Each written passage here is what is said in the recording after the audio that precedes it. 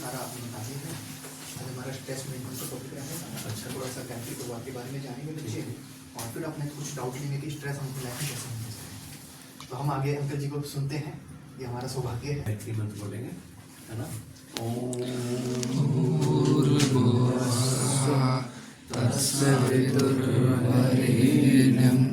भर्गो देवस्य धीमहि धियो यो न प्रचोदयात्। वो हाथ खड़े करें जरा, कोई भी नहीं। और जो नहीं लेना चाहते वो सब है। उसके जीवन में तनाव नहीं है, उसके जीवन में विकास भी नहीं है। यानी जिसके जीवन में तनाव नहीं है उसके जीवन में विकास भी नहीं है। ये मंत्र आप जो है वो होता है जो हमेशा हमारी लाइफ में आता रहता है ना।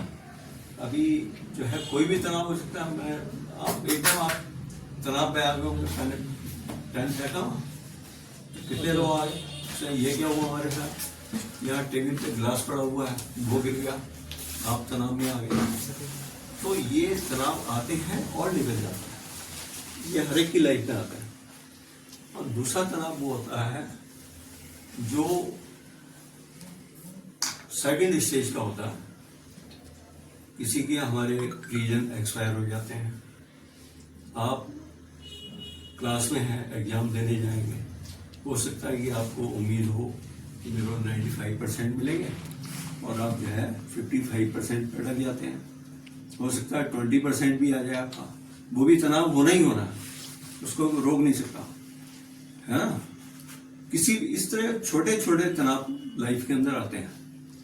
और तीसरा जो है तनाव वो होता है जिसको हम मैनेज ना कर पाए अपने जीवन में। हम जिसको मैनेज ना कर पाए तो वो तनाव एक हमारा जो है एक बीमारी का रूप धारण कर लेता है और हमको फिर साइको वालों के पास, डॉक्टर्स के पास, मानसिक रोग चिकित्सालय में जाना ही पड़ता है कि भाई साहब डिप्रेशन की गोलियां दो, उनको स्लीपिंग डोज दे दो, जिससे कि हमारा माइंड काम ना करे और हमें एक जो है एक आर्टिफिशियल आराम मिले उससे, है ना। तो ये तनाव 3 प्रकार के हो गए। अब इसमें से आप कौन सा लेना चाहोगे? अब इससे फायदा हम कैसे उठा सकते हैं? मेन ही है ना, तनाव तो आगे, अब फायदा कैसे उठा सकते हैं? एक एग्जांपल देता हूं मैं आपको कि 2 बच्चे थे और दोनों के ख्वाब ये थे कि मेरे को वही 99% लाने हैं। अब उसमें क्या होता है कि इत्तेफाक से क्या होता, दोनों बच्चे 99% ना लेके एक 70% पे आ जाता है, एक 65% पे आ जाता। अब वो एकदम जो है एक बच्चा जो 65% पे आता, वो कहता है मेरे साथ हुआ क्या है, वो सीधा किस पे अटैक कर रहा है? भगवान पे कर रहा है। आप भी करते होंगे, आपकी कहीं इच्छा पूरी नहीं हो रही है, आप भी करते होंगे ये भगवान ने मेरे साथ बहुत बड़ा अन्याय कर दिया, है ना। उसने भी अन्याय, हाँ जी भगवान ने मेरे साथ बहुत बड़ा अन्याय किया, मैंने तो मेहनत की है। अब वो क्या करता है? वो काम ये करता है, उसको मैंने ही नहीं कर पाता उस तनाव को, और वो जो है आत्महत्या की तरफ बढ़ जाता है। दूसरा बच्चा, वो तनाव उसको आया एकदम, उसने कहा ये आखिर मेरे से गलतियां कहाँ हुई है। देखिए, उसने अपनी गलतियों को देखने की कोशिश की कि मेरे से गलती कहाँ हुई है, आगे मैं इसको कैसे सुधारूंगा। जो मेरे को 99% लाने थे, मैं इस पे कैसे अटक गया, मुझसे ही गलती हुई होगी ना, दूसरे तो नहीं हुई है। उसने उसमें सुधार किया और फिर वो जो लक्ष्य था अगले साल उस पर पहुंच गया। तो कहने का मतलब यह है कि हम अगर तनाव को मैनेज अच्छे से करें तो उससे हम बेनिफिट उठा सकते हैं। और जो आज आप देख रहे होंगे पूरे समाज की दुर्दशा, हॉस्पिटल में चले जाओ, यहाँ यहाँ जितने पेशेंट हैं उसमें मैक्सिमम जो है सबसे ज़्यादा संख्या है तो वो आपकी तनाव वालों की है, डिप्रेशन में है सब। बीमारी कुछ भी नहीं है, वो हमारे द्वारा मोल ली हुई बीमारी है ना। तो कहने का मतलब यह है कि आप एक इससे बेनिफिट उठा सकते हो तनाव से, और इसका उदाहरण भी मैंने आपको दिया है, और जो चाहे आप लक्ष्य प्राप्त कर सकते हैं। सपोज आप जो है एक एजुकेशन की बात ले लीजिए, आप इंडस्ट्री लगाना चाहते हैं, है ना, आप सर्विस में जाना चाहते हैं, तो आप उसको तनाव लो, एक स्वस्थ तनाव होना चाहिए। वो तनाव होना चाहिए कि हमको जैसे क्रिकेट खेलते हैं ना प्लेयर्स, तो वो क्या करते हैं, बड़े जान लगा देते हैं अपने पीछे, पर रिजल्ट उनके हाथ में नहीं होता। भाई कोशिश करते हैं ना पूरी। तो अगर हम लोग कोशिश करें कि हमारा लक्ष्य है हमको पीसीएस बनना है, तो उस लक्ष्य की तरफ चलें। अब हम तनाव लेके चलते हैं, नहीं यार हमको बनना ही है, और हम नहीं बनते तो ये कर लेंगे, है ना, हम नहीं बनते हैं तो जो है एक अन्याय हो जाएगा, तो वो नहीं है। आपको अपनी कमियां ढूंढनी ही पड़ेंगी सब जगह। तो मेरा कहने का मतलब यह है कि उसके लिए आप एक अच्छा साहित्य भी पढ़ सकते हैं जो आपको एक एनर्जी दे आगे। वो अखंड ज्योति हो सकती है। गायत्री परिवार के बारे में कितने लोग पता है? गायत्री परिवार के बारे में आप लोगों को शायद किसी को नहीं पता होगा। अखंड ज्योति के बारे में पता, वो भी नहीं पता होगा। तो मेरा कहने का मतलब यह है कि हम लोग गायत्री परिवार के कार्यकर्ता हैं। मैं एक यहाँ बिजनेसमैन हूँ, और 91 में मैंने एक बुक पढ़ी थी, मैं क्या हूं। तो जब मैंने वो बुक पढ़ी तो मुझे जो उससे प्रेरणा मिली, तो मैंने नहीं ये बुक और पढ़नी चाहिए मेरे को, क्योंकि जिस राइटर ने उसको लिखा था वो वर्ल्ड का सबसे बड़ा राइटर था, पंडित श्री राम शर्मा आचार्य। उन्होंने अपने जीवन में 3200 किताबें लिखी, 3200 किताबें। और मजे की बात यह है किसी पे कॉपीराइट नहीं है, एक पे भी। आप अपने नाम से प्रिंट करा लो जाके, है ना। तो जब मैंने देखा कि इतनी किताबें लिखी हैं, एक सिंपल व्यक्ति अगर आपके वो सामने आ जाते तो आप तो कह ही नहीं सकते थे राइटर है, बहुत सिंपल व्यक्ति, पर उन्होंने एक पूरे विश्व को एक धरोहर के रूप में दे दिया वो सारी। मैंने बहुत सारी किताबें पढ़ी, मेरे ऑफिस में टेबल होती थी, तो अगर मेरे सामने कुछ लोग बैठे होते थे, बात भी करता रहता, मैं उनका साहित्य भी पढ़ता रहता था। एक जुनून था मेरे अंदर उस समय, और मैंने 1500 बुक्स पढ़ी थी। उस दिन से मैंने एक संकल्प लिया कि जिस व्यक्ति ने पूरे विश्व के लिए इतना बड़ा काम किया है, इतनी बड़ी धरोहर दे दी, तो कम से कम मैं उसके लिए इतना काम करूं कि मैं उस साहित्य को जन जन तक पहुंचाने का प्रयास करूं। तो मैंने एक संकल्प लिया कि मैं 2 घंटे रोज जो है समाज को दूंगा। हालांकि मेरे अंदर कोई क्वालिटी नहीं है, बिजनेसमैन हूं, आप समझ ही सकते हैं, कोई मैं एजुकेशन क्षेत्र का तो हूं नहीं, पर जो मेरा एक्सपीरियंस था अपना और जो मेरे को लाभ मिला, वो मैं आम लोगों को, सब लोगों को देने की कोशिश करता हूँ। उसमें किसी का फायदा हो जाता है, नहीं हुआ तो भाई मेरा बाकी इंटरेस्ट तो है नहीं कोई। मेरा तो इंटरेस्ट ये है कि मैं यहाँ पे आया हूँ, मेरे कारण अगर एक में ही बदलाव आ जाता है तो मेरा आना सार्थक हो गया। क्यों बच्चों, है ना। तो मैं सिर्फ आप लोगों को ये कहना चाहता हूँ कि आप जो है अच्छा साहित्य पढ़ो उसका। ये जैसे थॉट्स लगे हुए हैं सारी उन्हीं की देन है, जितने भी आप देख रहे हो।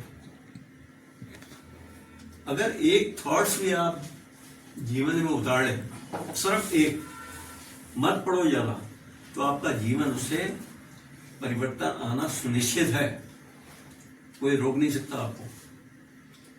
तो ये छोटी छोटी चीजें हैं, और भाई साहब ने कई बार ही मेरे से निवेदन किया था, भाई साहब आप आइए यहाँ पे। तो मैं यहाँ पे आया हूँ, ये थॉट्स भी लेके आया था, तो मुझे तो पता ही नहीं था यहाँ पे कितने सारे लगे हुए हैं। अब ये देखिए, जरा इसकी व्याख्या तो कीजिए कि इसमें हैं। लो बेटा, कौन एक्सप्लेन करेगा? अपने हाथ में लेके लो, एक्सप्लेन चलो। कौन करेगा इसको? मैं पढ़ के बोल देता हूँ। बुद्धिमान वह है जो बोलने से पहले सोचता है, मूर्ख वह है जो बोलते पहले और सोचते बाद में। कौन करेगा? निक, आप करोगे? ये करो करो, ये मत सोचो, जो कर सकते हो। इस थॉट के थ्रू हमें ये पता चलता है कि जो भी एक पर्सन है, हाँ। वो ही समझदार होगा जो बोलने से पहले सोचेगा, वेरी गुड। और वो बेवकूफ होगा जो बोलने के बाद सोचेगा। इसके थ्रू हमें ये पता चलता है। Thank you. बहुत बढ़िया। एक आपके लिए है कि आप लोग दोस्ती में बहुत विश्वास रखते हैं और होना भी चाहिए, परंतु कहीं ऐसा तो नहीं हम दोस्त के रूप में दुश्मन पाल रहे हो? क्यों? दोस्त बहुत मुश्किल से मिलते हैं। दोस्त आपको सही मार्गदर्शन देगा, उसके अंदर त्याग होगा, आपके लिए समर्पण होगा, परंतु आज जो दोस्ती का मतलब है वो कुछ इस डायरेक्शन में जा रहा है। इसको पढ़ो, जरा इसकी व्याख्या करो। ले बेटा, जरा करके दिखाओ जरा। कृति, ये लो बेटा। हाँ हाँ, करो करो। किसे दोस्त बनाया? करो, पढ़ना चाहो पहले देख लो, पहले एक बार। पढ़ो, पहले पढ़ो। देखना चाहो देख लो एक बार आप। हाँ पहले पढ़ो।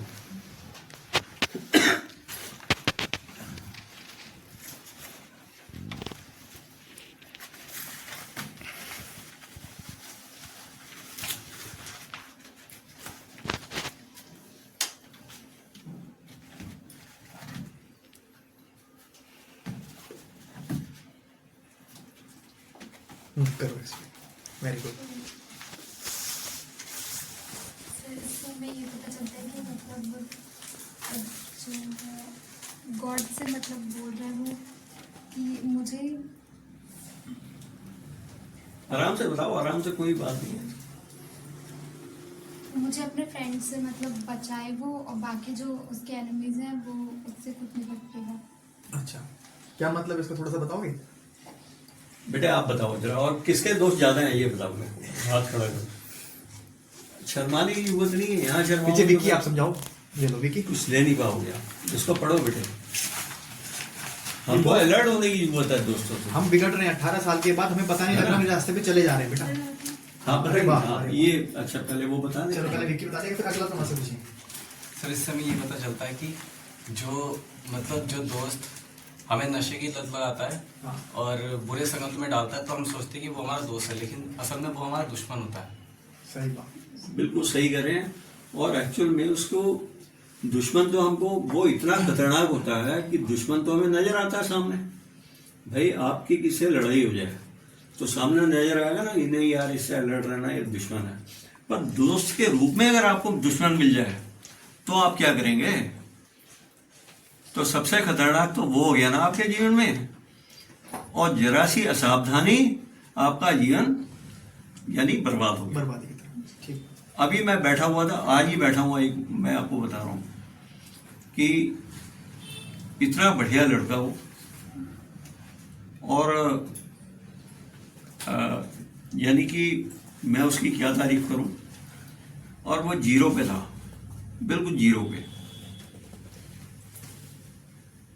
तनाव भयंकर था उसके जीवन में, क्योंकि एक रिक्शा वाला होता है, उसके बाद तो फिर भी रिक्शा होता है 8-9 हज़ार रुपए का, परंतु उसके पास जो है एक रिक्शा भी नहीं बचा था। अब आप लगाइए उसकी क्या पोजीशन थी। कर्जे में आ गया वो भयंकर।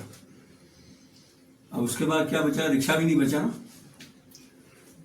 उस लड़के ने, मैं जब पहुंचता था तो उसको फिर मेरी बात हुई, मैंने क्या हुआ, कैसे पढ़े हो तुम? कहते हैं अब जो है मेरे बस का नहीं, मैं सोचने की मेरी शक्ति खत्म हो गई। मैंने क्या हुआ? कहता अब तो कुछ है ही नहीं मेरे जीवन में। तो मैंने कहा अरे इतनी सी बात, मैंने टेबल है, टेबल तुम्हारी है? कह रहा हाँ जी मेरी है। मैंने चेयर भी तुम्हारी है? कह रहा हाँ। तो मैंने कहा मैं नाम नहीं लूंगा उसका, मैंने कहा खड़े हो जाओ, आज जो है टेबल और कुर्सी लगा लो, जाओ जमीनों की दलाली शुरू कर दो तुम यहाँ पे, वो तो तुम्हारे हाथ में है ना, उसमें पैसा तो नहीं लग रहा, कोई इन्वेस्टमेंट तो नहीं हो रहा। वो सूत्र उसके दिमाग में आ गया। अब वो चल पड़ा, चला तो वो इतनी स्पीड में चला, इतनी स्पीड में चला, चलते चलते वो नैनीताल जेल में पहुंच गया। अब इत्तेफाक में क्या हुआ, जेलर ने मेरे को इनवाइट किया हुआ था वहां पे, तो मैं भी वहां नैनीताल जेल में गया था। खैर लेक्चर हुआ मेरा, तो आज वही मेरे को सज्जन मिले। मैंने कहा भाई तुम जो है, एक तुम्हारा ट्रैक तो सही था, परंतु तुम्हारा हाल वही हो गया जैसे अभिमन्यु का हुआ था। अभिमन्यु का क्या हाल हुआ था, जब माँ के घर में था वो, तो माँ, उसके पिताजी और माँ सुभद्रा दोनों चक्रव्यूह के बारे में बात कर रहे थे, और 6 द्वार तोड़ने की तो बात हो गई, और साथ में सुभद्रा सो गई। अब वो सोई तो बच्चा भी सो गया। अब वो भी जब चक्रव्यूह की बात आई तो उसने कहा जी मेरे को तो आता है, मैं तो चला जाता हूँ, भी तोड़ देता हूँ सब। ने चलो, अब 6 द्वार तो उसने तोड़ दिए, 7 में का पता नहीं तो फंस गया बीच में। तो कहने का मतलब यह है कि हमको, अगर हम विकास की तरफ चल रहे हैं तो अपने जमीनी स्तर को ना भूलें, हम अहंकार में ना आ जाएं। पता चले कि हम बहुत स्पीड में चल रहे हैं, अहंकार में आ जाए कि अब हम ही हैं, तब हो सकता है कि लड़खड़ाने के चांसेस हो जाते हैं। इसलिए हमको बहुत स्लो स्पीड में चलना है, और हमको ये भी सोचना है कि ऐसा ना हो कि हमारे विकास जो है हमारे लिए ही बाधक बन जाएगा। तो इस सोच विचार के चलना है सारा। तो ये थॉट्स भी इसी प्रकार का है। बेटे आप थोड़ा एक मिनट इधर ना, आप भी एक्सप्लेन करेंगे इसको या दूसरा करेंगे? ये लिए, ये है विद्यार्थियों के लिए।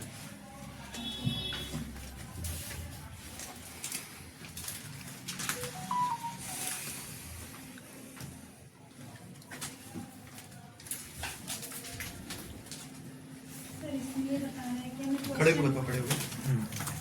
मतलब हमें जागृत रहना चाहिए, हर नई चीज को जानने जी, के जी, लिए जी। पूछना चाहिए क्वेश्चन।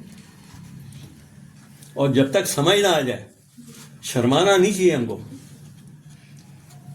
शर्माना नहीं चाहिए हमको, कि भाई जब तक हम पूरा कॉन्फिडेंस ना आ जाए हमारे अंदर कि हमने जो हमारा लक्ष्य है हम वहां तक पहुंच गए हैं, तब तक हमको क्वेश्चन करने ही चाहिए उसके लिए। एक छोटी सी बात है, तभी आप आगे बढ़ेंगे तो समझ पाएंगे इसको। ठीक है ना? चलो, बहुत बहुत धन्यवाद, आपका समय लिया। भाई साहब ने बुलाया था मेरे को। अब कुछ अगर आपको प्राप्त हो गया हो तो मैं सोचूंगा कि मेरी साधना सफल हो गई है, और नहीं हुआ है तो आपका भी समय खराब है और मेरा भी समय खराब है। और आपको कोई जिज्ञासा हो मन में गायत्री परिवार के बारे में तो आप मुझसे पूछ सकते हैं। कोई अपना फीडबैक या कुछ क्वेश्चन पूछना चाहेगा, कोई फीडबैक देना चाहेगा अपना? कुछ सीखे आज की? क्या सीखे बबीता मैम, थोड़ा सा बताओ। आज कुछ नया के लेके क्या जा रहे हो आप? सबसे पहले तो स्ट्रेस जैसे आता है तो उसको कैसे मैनेज करना है, वेरी गुड। और सो जैसे किसी भी चीज़ को सीखना है तो मीन्स अपना जो लेवल है उसको कभी नहीं भूलना है सर। हाँ, बहुत बढ़िया। और बच्चों को जो है, हाँ भविष्य बताओ आज का कुछ। स्ट्रेस मैनेजमेंट कैसे करना है, अच्छा, फिर कैसे मतलब संगति कैसे करनी है, हाँ, संगति बहुत इंपॉर्टेंट है। जैसे अंकल जी ने बताया कि हमें विकास तो मिल जाएगा, जैसे आप ये का कोर्स करेंगे उसमें पता आपको 50,000 की नौकरी मिल जाएगी, बट हमें संगति बिगड़ गई तो विकास हमारी बाधा बन जाएगी। Very good, very good. आगे अंजलि कुछ बताना चाहोगे? आज क्या लेके जा रहे हो? सर ये बहुत मेहनती लड़की है, अच्छा अच्छा बहुत ज़्यादा। ये घर से लड़के पढ़ने आती है। अच्छा। हाँ। और बताइए कुछ। विकी पीछे क्या नाम है आपका, विजय, कुछ आज में क्या कुछ लेके जाओगे आज आप? ठीक है, मैम ने देखा। तो मैडम वाला पॉइंट सही लगा आपको, ठीक है। विकी आप कुछ? सर यही कि सबसे मेन तो संगति है। हाँ। और दूसरा, सफल होने के लिए 3 चीजें चाहिए हमारे को। किसी भी व्यक्ति को सफल होना है तो एक तो ईमानदारी, लगन और मेहनत। देखिए MBA लोग कर लेते हैं, बच्चे जाते हैं प्राइवेट सेक्टर में गए, उन्हें सर नौकरी चाहिए, यही होता है, रिज्यूम भेजा, सर ठीक है भाई अभी तो नहीं है, वैकेंसी होगी तो बताएंगे। फिर पहुंचते हैं दूसरी फैक्ट्री में, तीसरी में, तो उन्हें धक्का कब लगता? धक्का तब लगता है जब वो बोलते हैं जी 8,000 रुपये देंगे, आप 9,000 रुपये देंगे। होता है ना, जमीनी स्तर पे आओ, इंजीनियरिंग आपने कर ली, यही पोजीशन होती है। परंतु विचार ये करना है कि वही MBA वाले 1-1 करोड़ भी ले रहे हैं, 2-2 करोड़ रुपए भी ले रहे हैं, और डिग्री है वो 9,000 रुपये भी ले रहे हैं और 9 करोड़ भी पैकेज ले रहे हैं। उसका कारण क्या है? उसके 3 कारण हैं। अगर आप कहीं पे भी जाते हैं, पहली बात तो आपको अपना सोचना चाहिए, अपने बारे में सोचना चाहिए कि मुझे सर्विस करनी नहीं है, देनी है लोगों को। अगर आपका ये लक्ष्य होगा तो आप ऊंचा सोच पाएंगे और उन्नति कर पाएंगे। हाँ, ये बात यूं है, अगर आप ये सोचते हैं तो इसमें आपको बहुत सारी प्रॉब्लम्स आएंगी, आप लड़खड़ाएंगे भी, है ना। इतना आसान भी नहीं होगा, स्लो स्पीड में। कोई भी जो गेम्स में जाता है वो एक दिन में स्वर्ण पदक नहीं लेके आता, पता नहीं कितनी साधना होती है, कितनी चोटें लगती होंगी उसको, है ना। तो पहली ईमानदारी, सबसे पहले हमको जो बोल रहे हैं वो पूरा करना है, कमिटमेंट। हमें अपने लिए ईमानदार होना है और समाज के लिए भी होना है, समाज हम पे विश्वास कर सके। और दूसरा लगन, जिस काम में हम लगे हैं उसमें हमें एक जुनून के साथ लगना है, और जुनून हमारा ऐसा होना चाहिए कि नहीं हमने सोचा इसको करके रहेंगे। विचार तो हर एक के जीवन में आते हैं कि हमको ये करना है, वो करना है, पर इम्प्लीमेंट कितने लोग करते हैं उसमें, सवाल ये है। अगर हम उसको यथार्थ में जीवन में उतार लें अपने, तब हम उससे बेनिफिट्स ले सकते हैं। ईमानदारी, लगन और मेहनत। मेहनत तो आप ये मजदूरों के अड्डे पे चले जाओ तो वो तो आपसे ज्यादा मेहनत कर रहे हैं। सैलरी कितनी मिलती है उन्हें? 400 रुपये, 450 रुपये। मैं गलत तो नहीं कर रहा, है ना। परंतु खाली मेहनत से ही सब कुछ नहीं हो रहा, उसके अंदर जुनून भी होना चाहिए। अगर आप 2 चीजों को साथ में लेके चलोगे, फिर मेहनत करोगे, एक लक्ष्य लेके चलोगे, हमको आगे ये बनना है, ठीक है, एक इंडस्ट्री लगानी है हमको, है ना, या मुझे टीचिंग लाइन में जाना है, या मेरे को डॉक्टर बनना है, या जो भी आपका लक्ष्य हो, उसको प्राप्त करने के लिए आपके अंदर जुनून होना बहुत ही जरूरी है। तो ये सारी चीजें हैं, छोटे छोटे सूत्र हैं, सब दिए हैं, है ना। बहुत बहुत धन्यवाद आपका।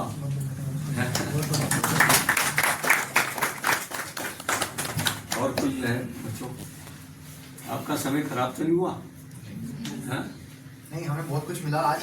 बहुत हमें जो आज पता लगा कि जीवन में बड़े बनने के लिए छोटे छोटे फॉर्मूले कितने बड़े काम आते हैं। मैं भी यहाँ बिजनेसमैन हुए और कई